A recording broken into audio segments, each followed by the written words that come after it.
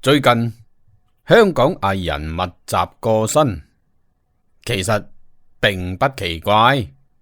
因為上世紀解放後嗰代人呢，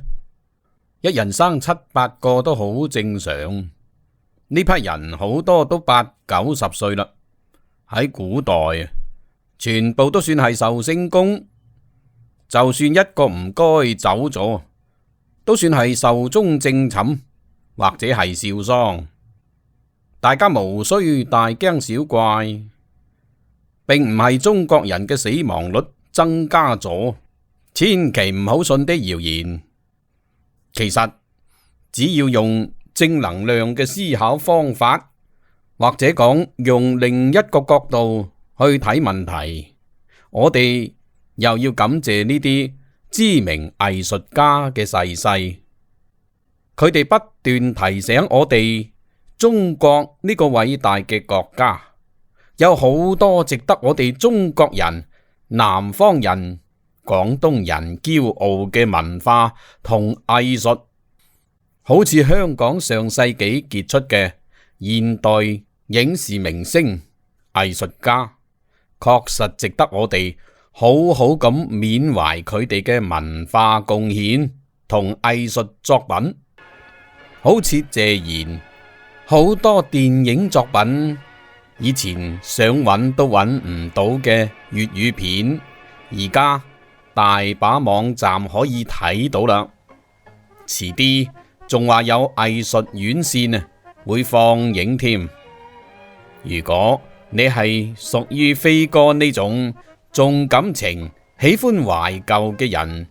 當然就唔會錯過佢嘅經典電影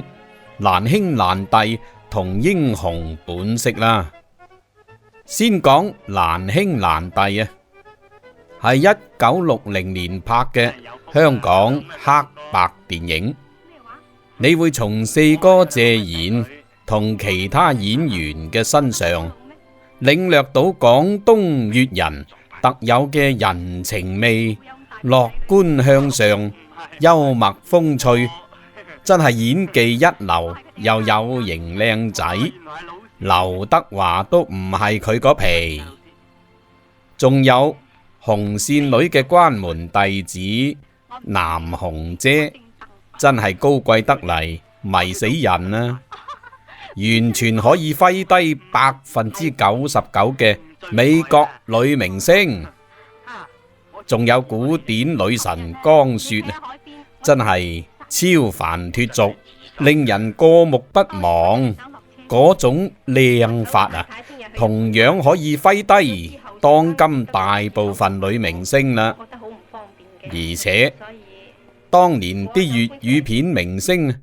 絕對唔會搔首弄姿，靠身材嚟教壞人嘅，同而家嗰啲靠整形整容啦，靠濾鏡，靠超高清視頻包裝出嚟嘅現代女明星，真係完全係兩種風格啊，係零舍襟睇好多嘅。大家話係咪？為咗講呢兩部片飛哥特登翻箱倒籠，揾翻以前學習影視表演去香港買嘅書《百年光影覓香江》嚟同大家讀下，順便介紹下自己嘅一啲觀感。謝賢嘅粵語電影《難兄難弟》係由江藝製片公司製作嘅。江藝捧紅咗兩大小生謝賢、胡楓，三大花旦嘉玲、南紅、江雪，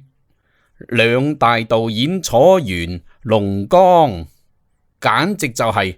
60年代香港電影嘅半壁江山嚟啊！呢群人真係個個都人中龍鳳啊！除咗之前講嘅謝賢，仲有嘉玲，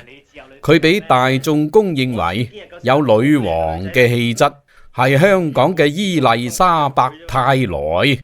即係美國曾經最偉大嘅演員。而楚原導演呢就係大美女南紅姐嘅老公啦，而南紅呢就係大老官任劍輝嘅侄女啊，紅線女嘅入室弟子，難怪氣質咁好啦。江藝製片公司嘅前身係大名鼎鼎嘅中聯影業，而中聯同邵逸夫嘅邵氏電影啊，其實係屬於50年代香港嘅一左一右兩大電影製片陣營。中聯當然係親中啦，而邵逸夫嘅邵氏呢就屬於走右派路線啊。呢個唔意味佢反共啊，因為當時國內電影市場對香港電影關閉，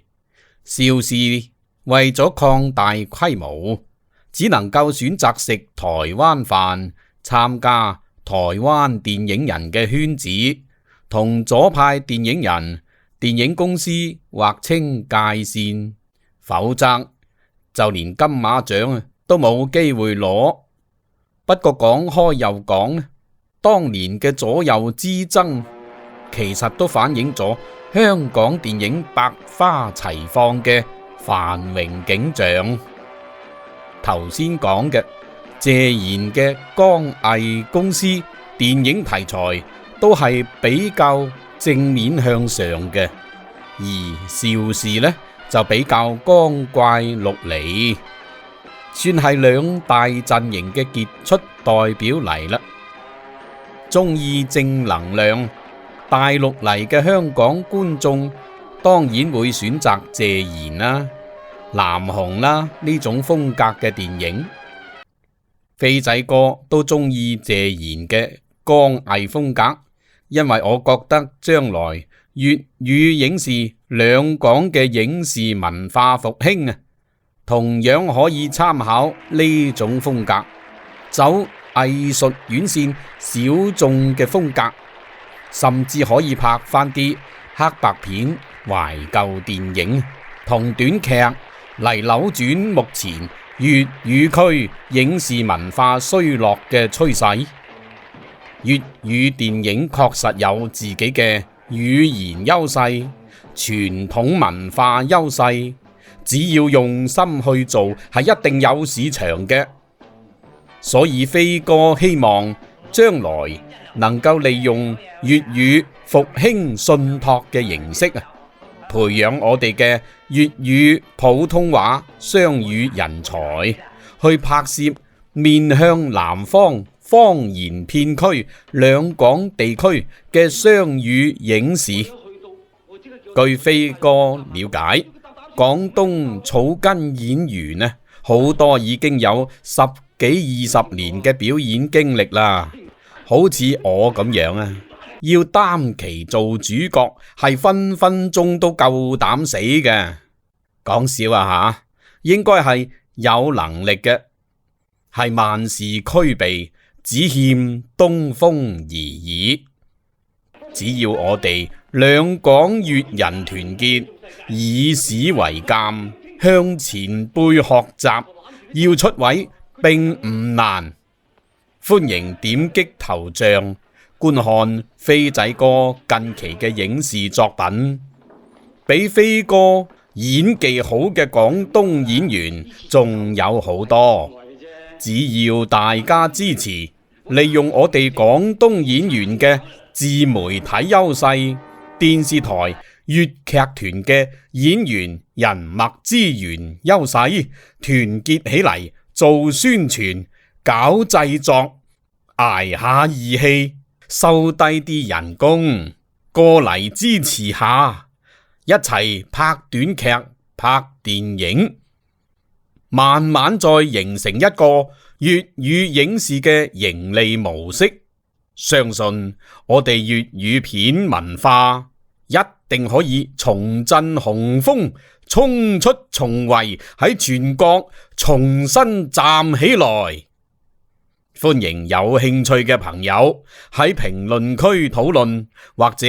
靜靜雞揾飛哥傾偈，我哋群策群力啊，相信辦法一定比困難多。大家話係咪？